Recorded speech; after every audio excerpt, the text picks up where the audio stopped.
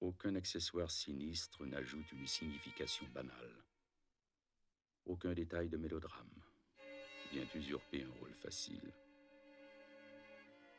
Il a suffi au peintre d'interpréter en son style sobre et magistral l'énergie des figures, l'expression des attitudes et des gestes, pour dire l'ardent fanatisme de ces hommes et leur inexorable fonction. J. Alboise, l'artiste, 1889. Mise en scène un peu cherchée, ingénieuse, et qui rappelle les spirituelles combinaisons dont Jérôme a usé avec tant de bonheur. C'est ajouter le talent du romancier à celui du peintre et spéculer habilement sur notre curiosité de spectateur, arrivé trop tard. M.F. Lagenevet, Revue des Deux Mondes, 1889. Ah, l'artiste rare, sûr du présent et de l'avenir. Il ne se contente pas de composer en maître le plus naturellement du monde. Son sens de la peinture d'histoire le préserve et le préservera toujours des dangers d'une ethnographie savante. Et l'on aurait dit, Monsieur Tonnerre, qui fut toujours un coloriste, est aujourd'hui un peintre, dans la plus haute acception du mot. Et pourtant, Hélas, et pourtant.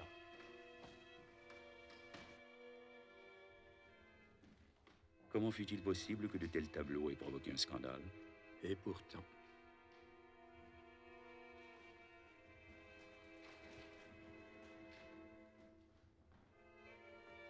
Comment fut-il possible que seuls 6 tableaux? 7. Comment est-il possible qu'un simple événement mondain, un simple scandale, outrepasse les frontières d'un cercle infime, ouvrant le tout Paris et se transforme en une affaire d'État? Hélas. En ces jours, nous regardons et regardons à nouveau ces tableaux. Il n'y a rien en eux de particulièrement choquant, rien qui les relie les uns aux autres, pas même l'unité de style. Pour certains, c'est la préoccupation pour le détail qui frappe, mais en même temps, le peu de soin apporté à la composition générale. Pour d'autres, c'est le trait agile, le mouvement des couleurs, et en même temps le côté statique de la mise en scène. D'autres encore manifestent un intérêt disproportionné pour un décor théâtral qui voudrait abuser du trompe-l'œil. Mais en même temps, la mise en scène nous apparaît contradictoire. Nous acceptons de bon gré que ces 6 tableaux puissent nous poser des problèmes de ce genre. 7 tableaux. Mais un scandale, l'intervention des pouvoirs, Hélas, 3 fois hélas. et pourtant. Et pourtant, seuls 7 tableaux conservent ce muet témoignage. Un scandale de telle proportion que les pouvoirs, d'accord pour une fois, se crurent appelés pour l'ensevelir. Et la presse se tut. Et les salons furent infiltrés par des espions, et d'autres scandales de diversion éclatèrent, qui, comme par hasard, atteignaient ceux qui s'étaient le plus intéressés à ces tableaux, exécutés avec plus ou moins d'habileté par un obscur disciple de Jérôme, le peintre Tonnerre. Deux remarques concernant les tableaux. Et 2 remarques encore. 2 remarques de plus, mais celle-là de caractère général.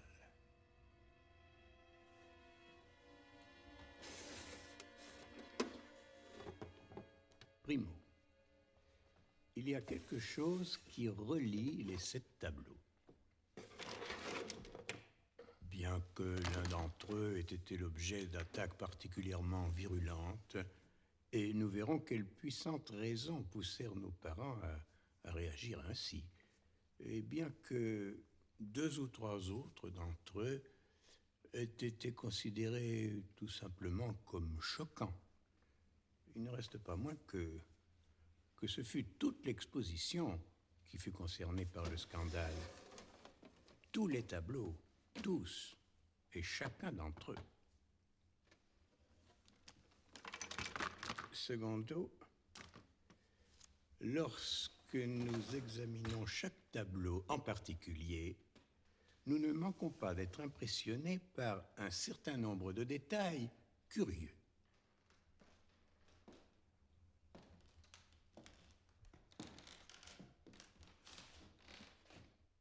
Celui-ci, par exemple.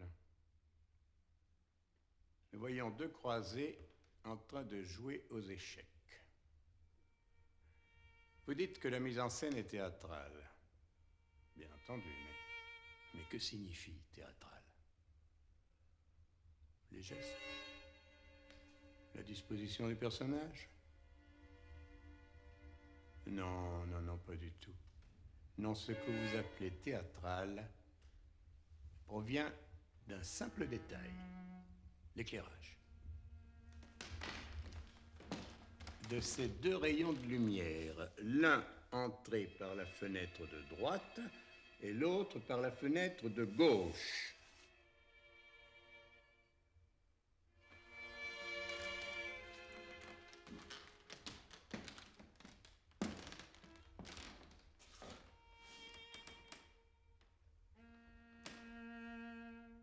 Ce qui suggère un monde avec deux soleils.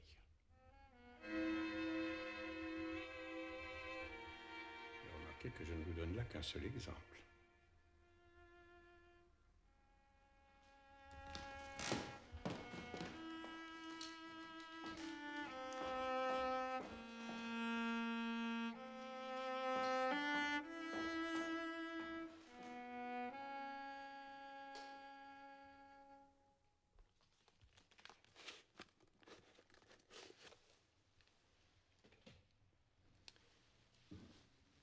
Voyons maintenant les deux autres remarques, les remarques de caractère général. Considérons le cadre historique et disons, primo, les tableaux ne montraient pas, ils faisaient allusion.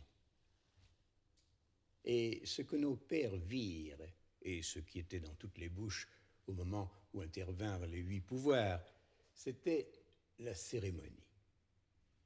Et la cérémonie, dont le rituel n'est connu de personne, et que nous parvenons à peine aujourd'hui à imaginer, la cérémonie, à cette époque, était sur le point de devenir une affaire de tous les jours. Ça ne pouvait pas durer. C'est pourquoi, quelques mois après l'exposition, la police envahit la maison du peintre et surprit la cérémonie. C'est pourquoi les 8 pouvoirs n'avaient pas d'autre solution. Il fallait intervenir, et rapidement. Secondo, le peintre Tonnerre se défend. Il fait appel depuis l'Italie. Il proclame son innocence en des lettres émouvantes. Et il intervertit habilement les règles du jeu. Il déclare que la cérémonie n'existe pas, que ce que les autres ont appelé ainsi, ce que la police vit de ses propres yeux, ce n'était que la simple représentation de ces tableaux par le moyen technique des tableaux vivants. Ni plus ni moins. Nous pouvons imaginer aujourd'hui ce que dut être la réaction devant cette défense au sein des 8 pouvoirs. Nous devinons quel fut le sourire ironique des uns et le franc fou rire des autres. C'est ainsi que durent réagir nos parents, et ça, c'était inévitable. Mais nous possédons aujourd'hui d'autres moyens d'analyse. Et nous croyons savoir ce que voulut dire réellement le peintre Tonnerre lorsqu'il protesta de son innocence. 3 fois coupable, il était. Quelle terrible révélation. Les tableaux ne faisaient pas allusion, les tableaux montraient, les tableaux étaient la cérémonie. Mais pourtant. Les tableaux ne montrent pas, ils font allusion. Les tableaux mis en scène par le moyen technique des tableaux vivants ne font pas allusion Il montre.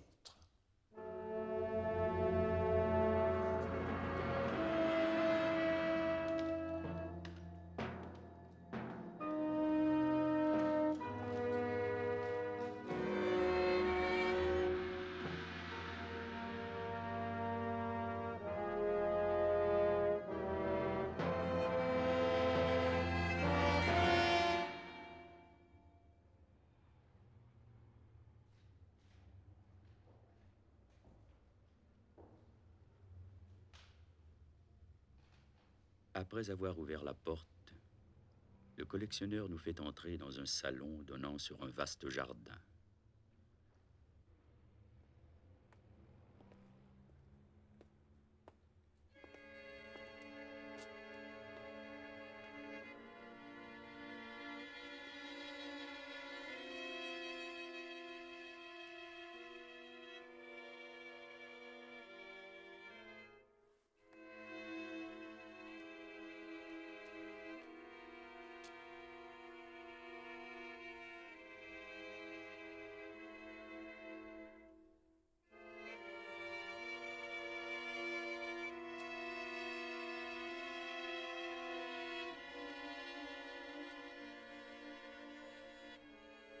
Il s'approche de la fenêtre. À l'aide d'une paire de jumelles, nous percevons au loin, vers le fond du jardin, la reproduction en un tableau vivant d'une scène mythologique.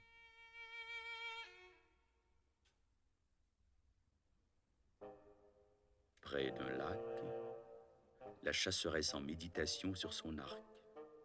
À l'abri du feuillage, le regard d'Actéon hésite entre la vision de Diane et l'apparition de la proie.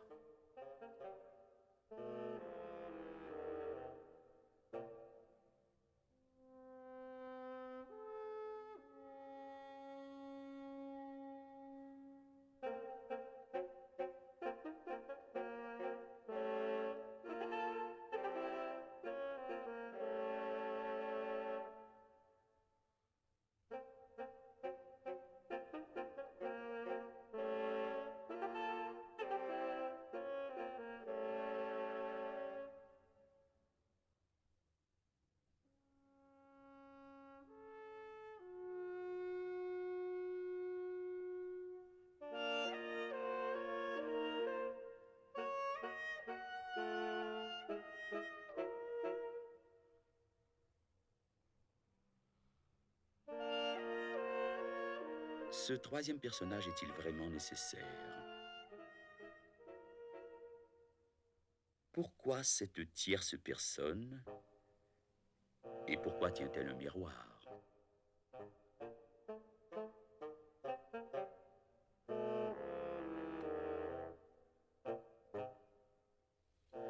Eh bien, le miroir que vous mentionnez aurait servi à aveugler la proie. En ce sens, le rôle du tiers dans la scène de Diane et Actéon assumerait une importance inattendue. En effet, il ne saurait échapper à personne que ce tiers exclu fait irruption dans la scène uniquement pour guetter le guetteur.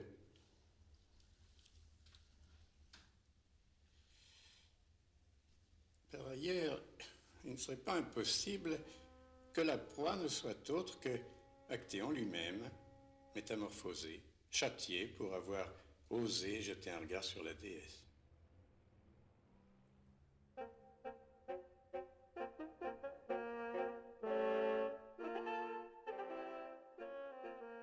Pourtant, qu'y a-t-il dans ce tableau qui nous porte à penser qu'il s'agit là du premier d'une série? Qu'y a-t-il en lui qui nous conduise à celui que nous pouvons considérer comme le suivant?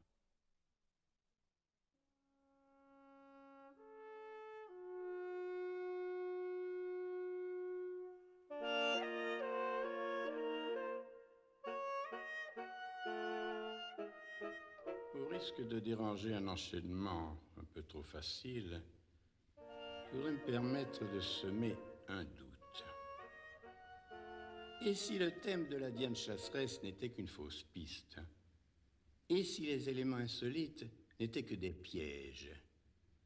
Et s'il fallait rechercher la piste hors de la scène? Une piste qui serait révélée par un détail secondaire, mais exposé à la vue de tous. Admettons que cet extravagant accessoire de chasse qu'est le miroir nous offre au moins un fil conducteur qui est susceptible d'assurer la poursuite de l'histoire.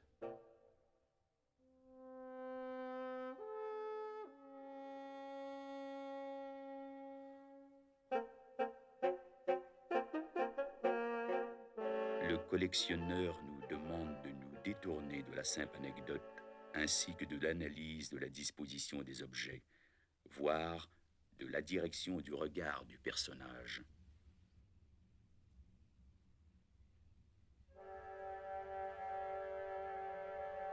Regardez le miroir. Le miroir reflète le soleil et projette ses rayons. Suivons leur direction.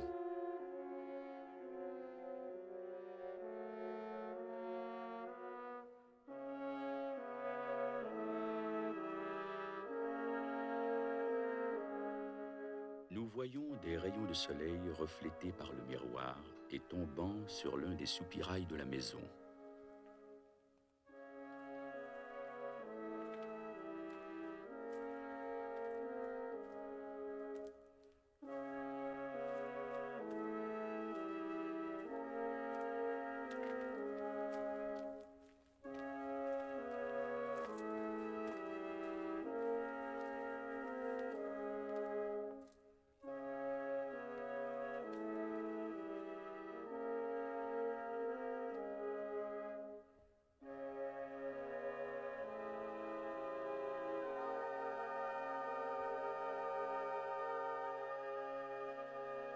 Une partie d'échecs interrompue soudainement par l'arrivée d'un croisé. On comprend alors que le soleil entre directement par la fenêtre de gauche, tandis que la réflexion des mêmes rayons dans le miroir du tableau précédent pénètre dans la scène par la fenêtre opposée. Telle est donc la solution de l'énigme des deux lumières contradictoires. L'arrivée du croisé.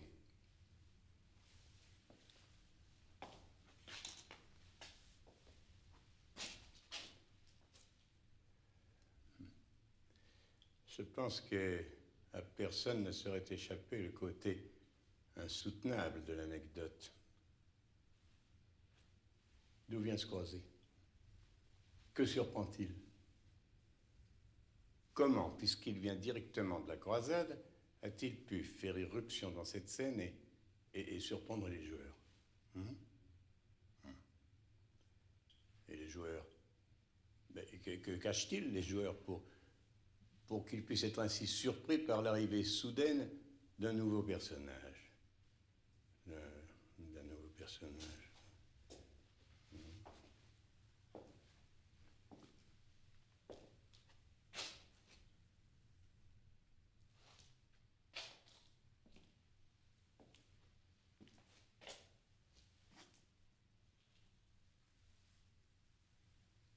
Et je pense que à personne ne serait échappé à la présence inquiétante du page qui, devant les autres personnages du tableau, fait montre de sa consternation et alors que nous, et nous seuls, nous apercevons son sourire contenu. Si nous acceptons que ce tableau suit le précédent à l'intérieur de la série, lequel pouvons-nous envisager comme le suivant et pourquoi? Je pense que vous aurez remarqué que les personnages sont tous des Templiers. Comme vous le voyez, le peintre a respecté l'ordre hiérarchique à l'intérieur de la commanderie. Considérons cette hiérarchie. À l'échelon le plus bas, et quasi marginal par rapport à la composition, le page. Puis les deux Templiers, égaux devant le grand maître. Bon. Respectons l'intention du peintre et observons minutieusement le grand maître. Quelle est son attitude? Examinons avec une minutie renouvelée chaque détail de ses vêtements. son regard sévère, sa main gauche crispée. Et acceptons le geste surprenant de sa main droite qui signale impérativement le miroir. Un miroir qui reflèterait quoi? La fenêtre derrière laquelle, dans le premier tableau, un autre miroir reflèterait le soleil qui pénètre par la fenêtre de ce tableau. Vulgaire spéculation. Peut-être pourrait-on déjà suggérer l'hypothèse d'une collection de tableaux dont la relation interne est assurée par un jeu de miroirs. Spéculation. On pourrait considérer l'œuvre du peintre comme une vaste réflexion sur l'art de reproduire. Absolument pas. Non, non, c'est pas ça qu'il faut voir dans ce tableau. Non. Il faudrait envisager l'ensemble d'une façon totalement différente. Ou alors, nous tombons dans le piège qui nous est tendu. Non. En ce cas précis, ce qui est à considérer, c'est la forme du miroir. Mais attention, attention, prudence, car ici encore, il y a un autre piège. Ne nous arrêtons surtout pas à la signification de cette forme dans le thème du tableau. Tout le monde sait, et chaque jour plus, que le croissant de lune est un symbole sarrasin. Et personne ne peut ignorer que la présence d'un tel signe impie à l'intérieur de la commanderie est une chose pour le moins surprenante. Tous savent aujourd'hui, et ils ont du mal à l'accepter, mais tous savent que la présence de ce signe dans cette confrérie était, hélas, probable. Mais ça n'a aucun intérêt, tout ça. C'est pas ça qui importe. Non, non, ce qui importe, c'est la forme même. Le fait que ce croissant soit reproduit dans un autre tableau que maintenant, je vous invite à observer.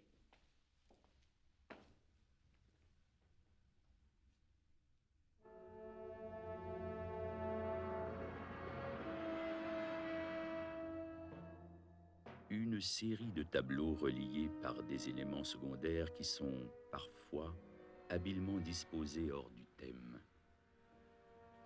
Le rayon de lumière dans le miroir, le second miroir en forme de croissant. Et maintenant, je voudrais vous demander de porter votre attention sur le soin extrême avec lequel le peintre a placé le miroir.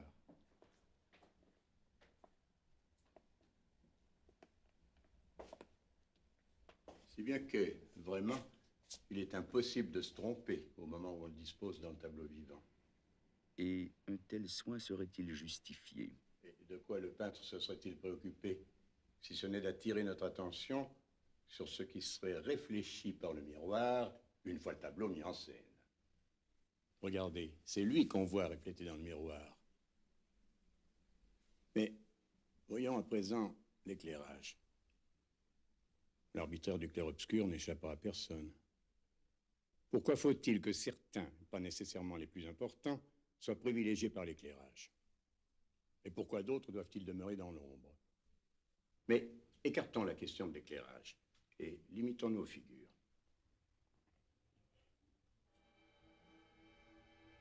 Tout s'éclaire.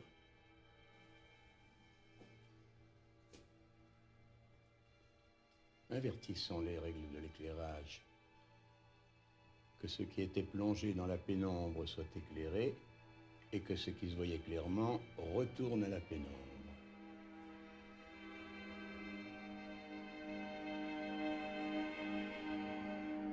Le masque.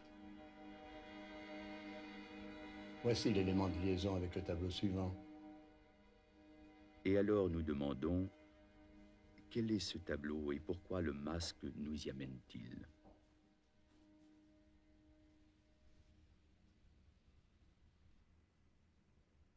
Et alors le collectionneur nous explique que ce tableau n'existe pas, qu'il s'agit là du tableau volé, et que ce que l'on sait de lui, c'est qu'il y avait un masque.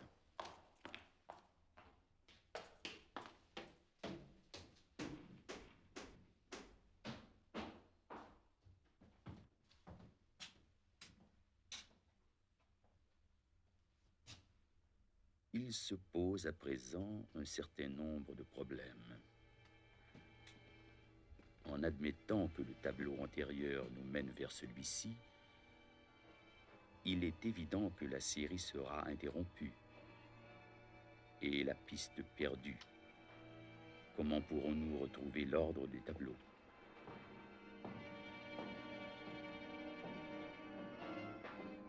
Nul ne saura jamais ce qui, dans ce tableau, devait nous porter à celui que je postule comme le suivant.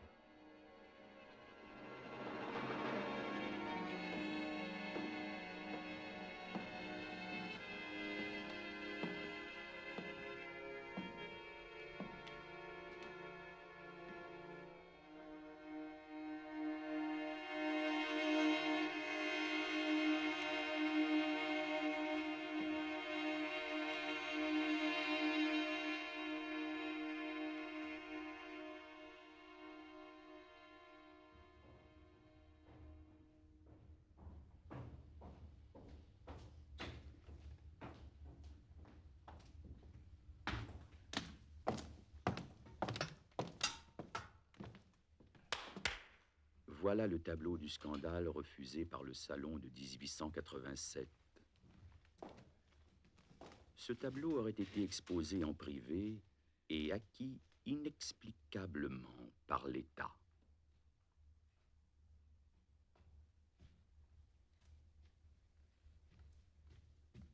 Qu'est-ce qui, dans ce tableau, aurait pu provoquer un scandale? Suffisait-il de montrer des personnages de la bonne société dans des situations demeurant fort banales, en prétendant qu'ils avaient accepté de poser comme modèle pour ce tableau?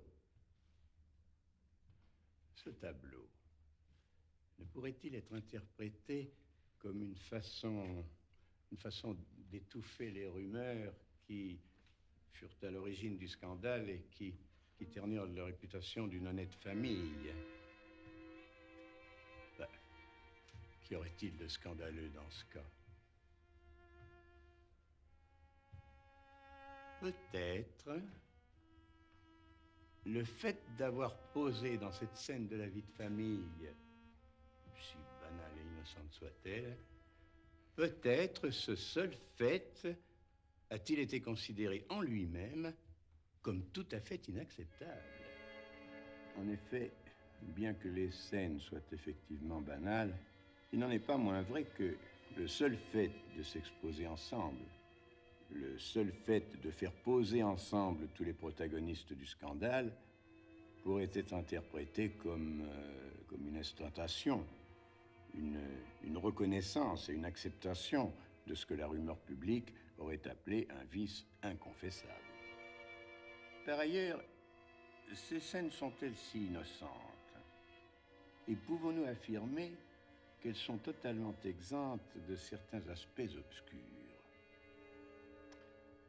Qui sait si ces scènes ne nous révèlent pas des aspects inédits du scandale, de telle façon qu'ils sont tout de suite aperçus par les initiés?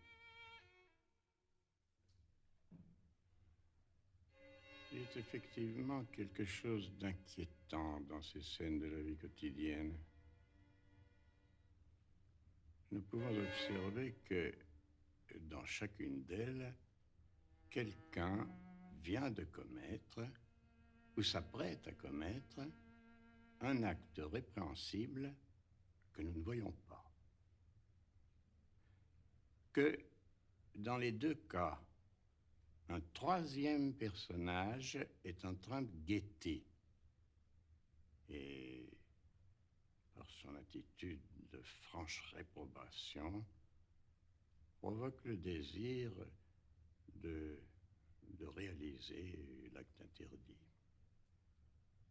Réprobation qu'il exhibe devant le spectateur, mais qu'il cache au personnage, peut-être pour se prémunir contre toute accusation ultérieure de complicité. Pourtant, la mise en scène nous montre que ceux qui viennent d'être surpris tournent ostensiblement le dos à l'espion.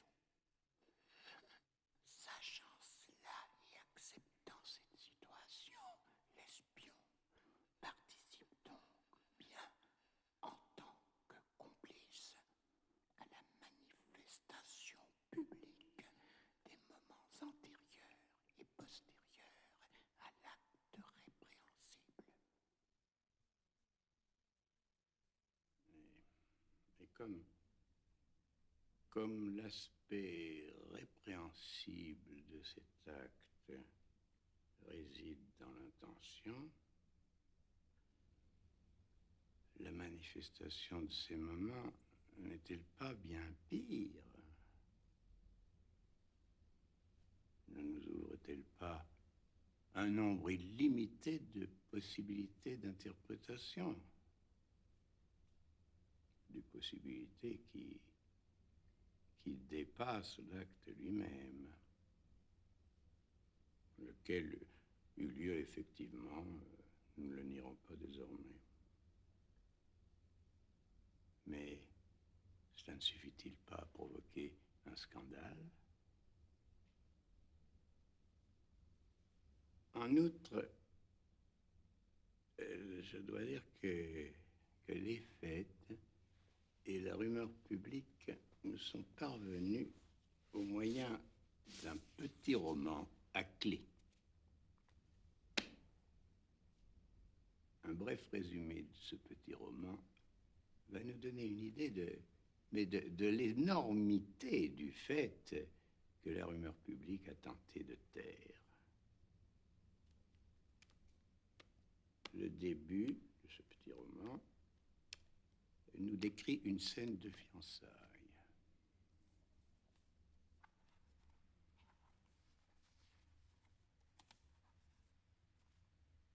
La marquise de I offre une petite réception à ses amis pour annoncer les fiançailles de sa nièce, dont elle est la tutrice, avec un ami de la famille, le marquis de E. Dès le premier chapitre, la marquise nous est présentée comme une femme autoritaire, dominée par une ambition démesurée. L'auteur anonyme ne cache pas sa sympathie pour le marquis de E, qu'il dépeint comme un homme de 35 ans environ, de caractère affable, et que sa famille récemment ruinée aurait poussé à faire un mariage de convenance. Le marquis nous est montré comme la victime d'une intrigue subtile, montée de toutes pièces par la marquise de I.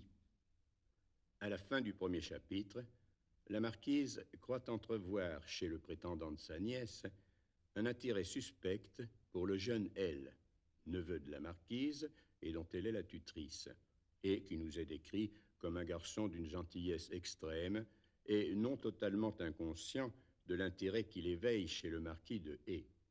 L'auteur nous a auparavant informé de l'intention de la marquise de marier les deux cousins, le jeune L et la jeune O, afin de réunir les fortunes des deux branches collatérales de la famille. En obtenant la main de la jeune fille, le marquis de E a réduit à néant les plans de la marquise.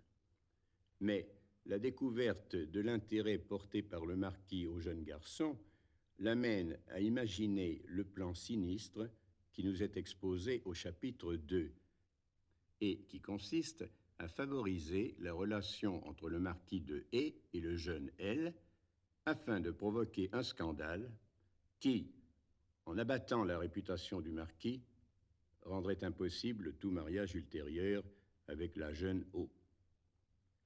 C'est alors que les choses se compliquent, avec l'entrée en scène de nouveaux personnages. El Señor de H, chevalier espagnol de l'ordre de Malte, et ministre conseiller de son pays devant le Saint-Siège. Se sentant lui aussi attiré par le jeune L, ce personnage aurait provoqué la jalousie et la rivalité du marquis de E. Comme E et H sont amis de longue date, en raison de leur affiliation à la même société secrète,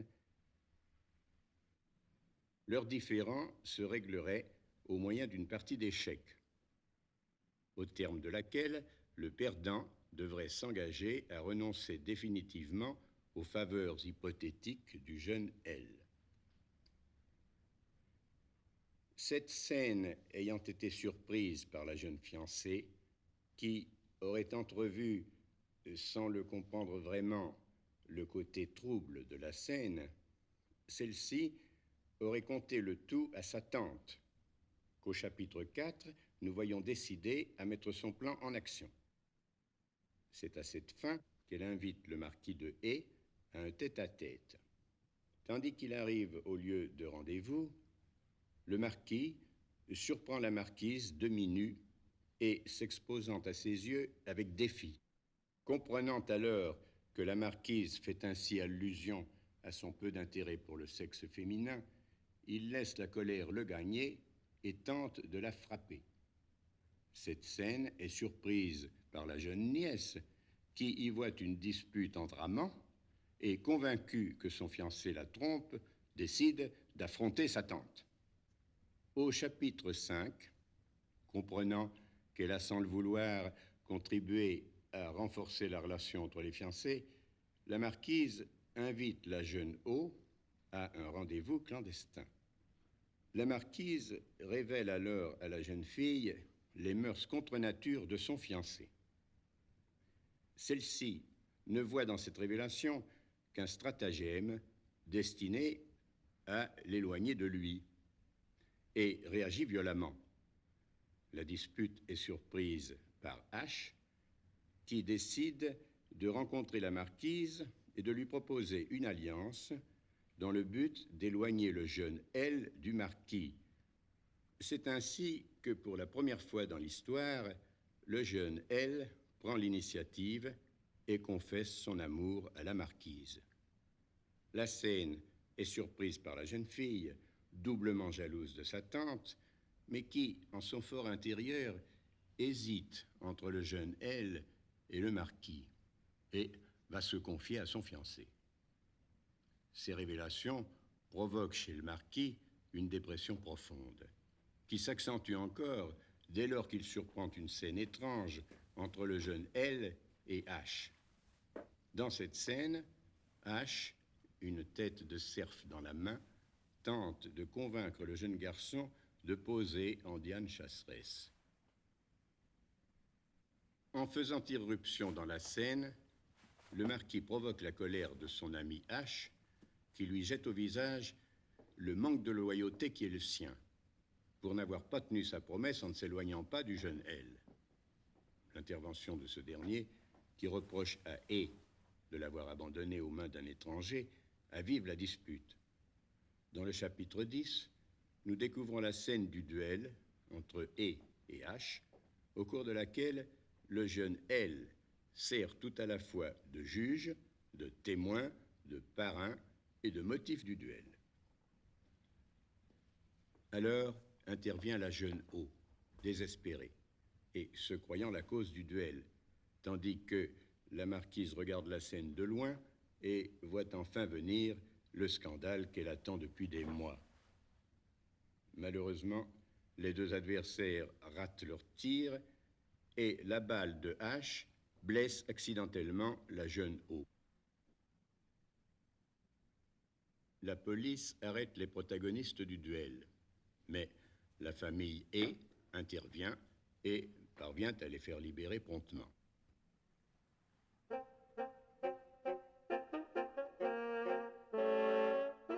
Accusé d'un quasi-homicide, H se voit dans l'obligation de se faire passer pour fou afin d'échapper à la justice et il est interné dans un asile non loin de Paris. Dans l'avant-dernier chapitre, nous retrouvons la jeune O, alitée par suite de sa blessure. En proie à une fièvre intense et au délire, elle se voit en Sainte Thérèse d'Avila, tandis que son cousin devient l'ange qui la conduira aux cieux. Le marquis lui rend visite, mais croyant voir en lui le démon lui-même, elle le chasse violemment. Dans un délire différent, et se prenant cette fois pour une prostituée babylonienne, la jeune O repousse son ange sauveur et implore le marquis, en qui elle continue de voir le démon, afin qu'il la conduise en enfer selon l'ordre qu'elle aurait reçu de Sainte Thérèse d'Avila en personne. Au terme d'une longue et douloureuse convalescence, la jeune O pardonne au marquis de E.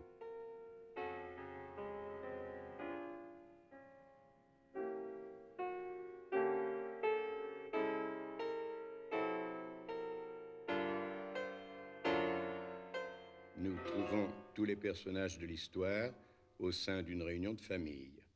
Au dernier moment, réapparaît El Señor H, qui a fui l'asile grâce aux autres membres de la société secrète avertis par la marquise. H accuse publiquement E de n'avoir pas tenu sa promesse, car il n'a pas cessé d'importuner le jeune L, lequel intervient à son tour et reproche à H de l'éloigner de sa tante. La jeune O, comprenant enfin la situation, rompt avec E. Mais l'histoire ne se termine pas comme l'aurait souhaité la marquise. Durant cette même nuit, le jeune L est enlevé par H, aidé par des membres de la société secrète, et conduit dans un hôtel 6 rue de la Pompe appartenant à la secte.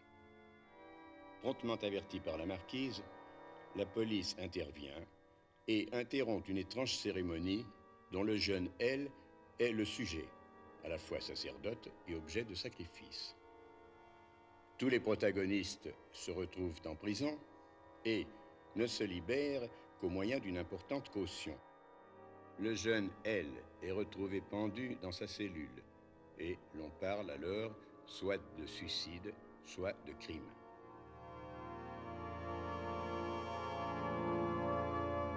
Accepterons-nous donc que ce qui se cache derrière ces tableaux n'est autre que le sujet d'un roman? Nous dirons donc que les protagonistes ne firent que représenter ce que contait le roman, comme s'il s'agissait d'une cérémonie. Nous n'avons pas encore tout vu, ni tout dit. Il reste 2 tableaux. C'est avec peine que nous sommes parvenus jusque-là. Serons-nous capables d'atteindre la fin de cette histoire?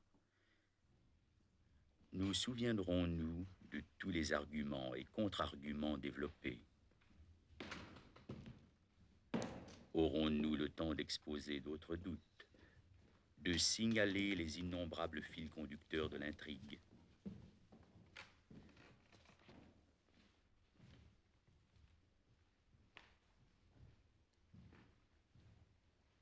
Nous distinguons dans ce tableau certains éléments déjà entrevus dans les tableaux antérieurs.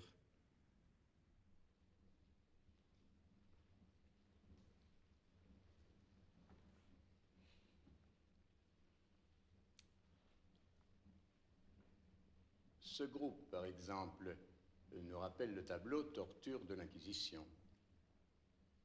Cet autre, la partie d'échecs. Ce personnage évoque Diane Chasseresse. Et les autres personnages, et les femmes nues, et les bouffons et démons? Eh bien, nous expliquons la présence de ces personnages au moyen de l'hypothèse du tableau volé. Le collectionneur nous demande donc une fois de plus d'oublier le fil conducteur pour nous concentrer dans la mise en scène du tableau. Dans ce tableau, comme dans les précédents, les personnages sont placés 3 par 3. Chaque groupe de 3 nous rappelle une scène d'un tableau précédent, bien que, pour ainsi dire, aucune histoire ne les relie.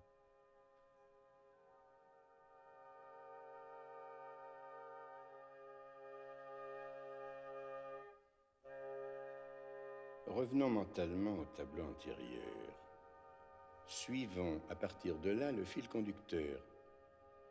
Nous constatons que l'histoire se poursuit de tableau en tableau dans le sens des aiguilles d'une montre. Demandons-nous vers où nous amène la série des scènes de la vie de famille.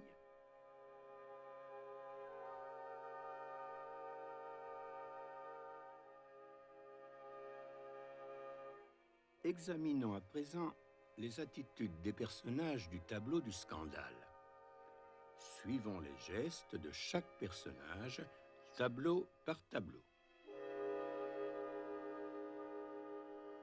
Nous voyons donc qu'en se déplaçant d'un tableau à l'autre, les personnages complètent lentement le cercle, chacun à sa manière.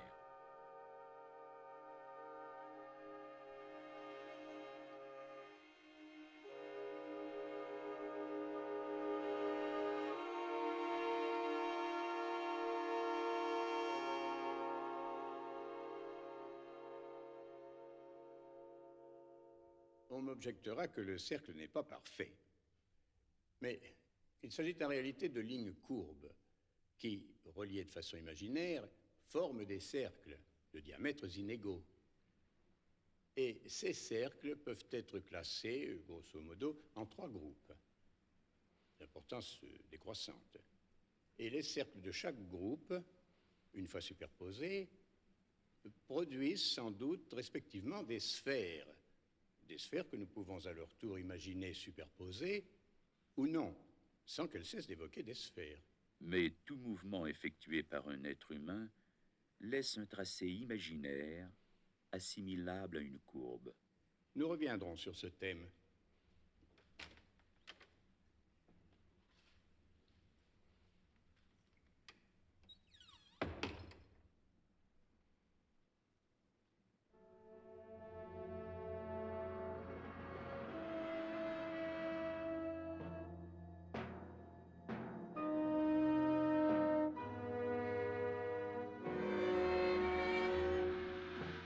Lignes courbes qui nous suggèrent des cercles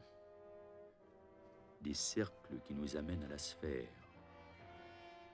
la sphère ardente qui domine le dernier tableau de la série.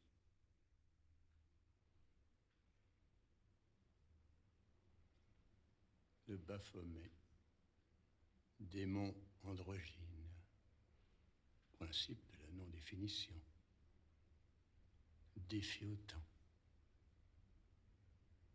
Un corps immaculé, sans âme, caressé par des brises qui sont des âmes errantes, sans corps, harcelé aux 7 orifices par des âmes errantes qui cherchent leur réincarnation, des âmes qui désespèrent déjà du jour de la résurrection.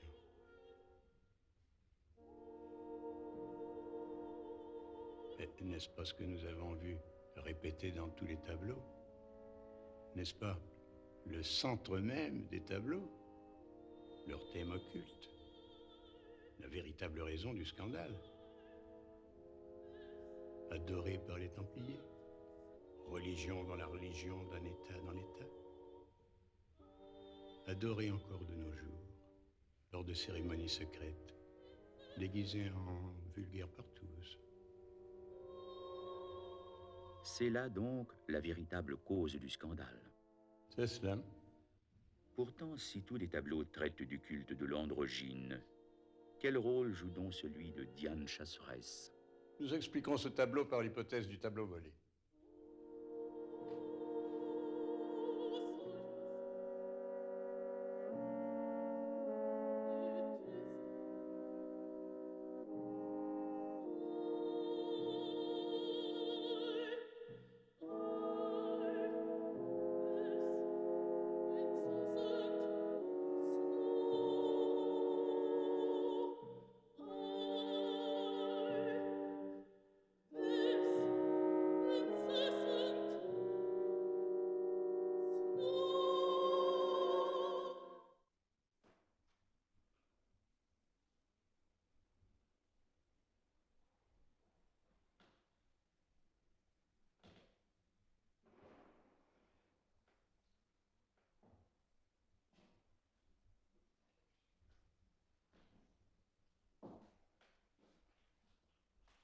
À présent, visiblement épuisé, le collectionneur nous invite à regarder d'un œil neuf l'exposition du peintre Tonnerre.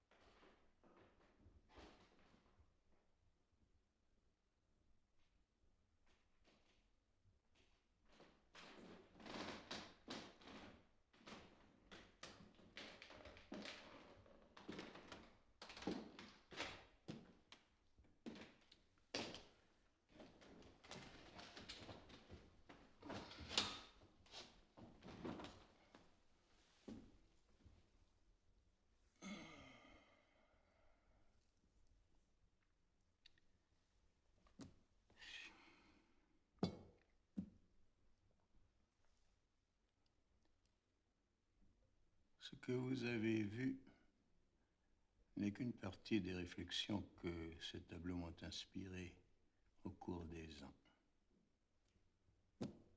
De là peut-être leur caractère fragmentaire. Mais aujourd'hui, après que j'ai une fois de plus représenté pour vous la cérémonie, un doute m'assaille. Et je me demande si un tel effort en valait bien la peine. J'avoue avoir bien des doutes. Certes, l'énigme est dissipée, et cela devrait nous satisfaire. Mais nous ne sommes pas satisfaits.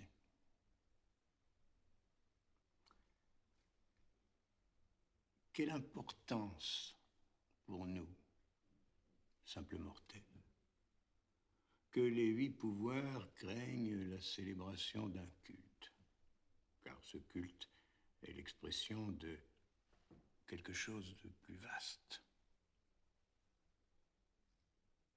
Quelle importance pour nous, simples êtres de ce monde, que ce quelque chose de plus vaste soit la résurrection du culte de Mitra. Et saurons-nous nous intéresser au fait que un tel culte est pratiquement l'équivalent de la discipline militaire et que les manœuvres militaires, les défilés, le grandiose ne sont qu'un aspect de la cérémonie que ces tableaux complètent. Saurons-nous nous effrayer à la découverte que la vie militaire et tout ce que ces tableaux représentent sont la cérémonie, dont l'expression solennelle signifie l'annulation mutuelle des célébrants,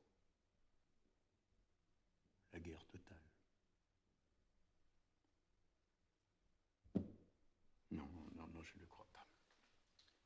Je ne le crois pas. Une telle explication serait bien trop longue pour que nous puissions la retenir. Et l'habile stratagème qui consisterait à la diviser en 3 énigmes superposées ne vous aiderait pas davantage à arriver à bon port. Et pourtant, je sais que quelque chose restera. Je sais qu'en ce moment, les tableaux commencent à s'effacer de la mémoire. Que le piège tendu par le peintre Tonnerre commence à produire son effet.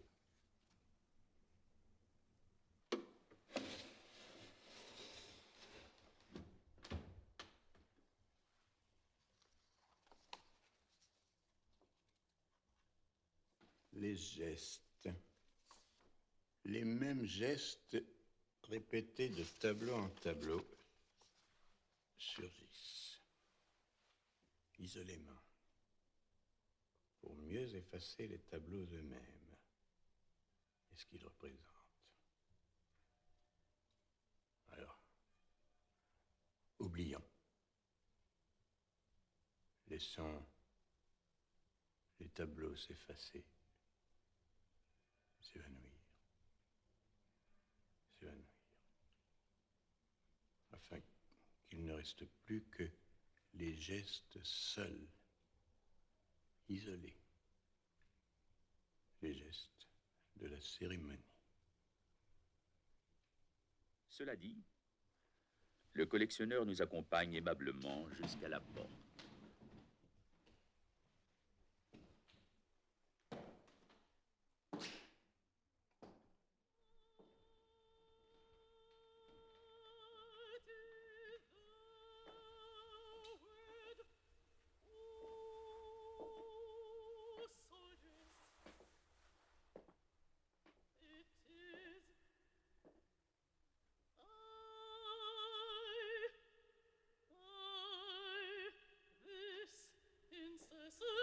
nous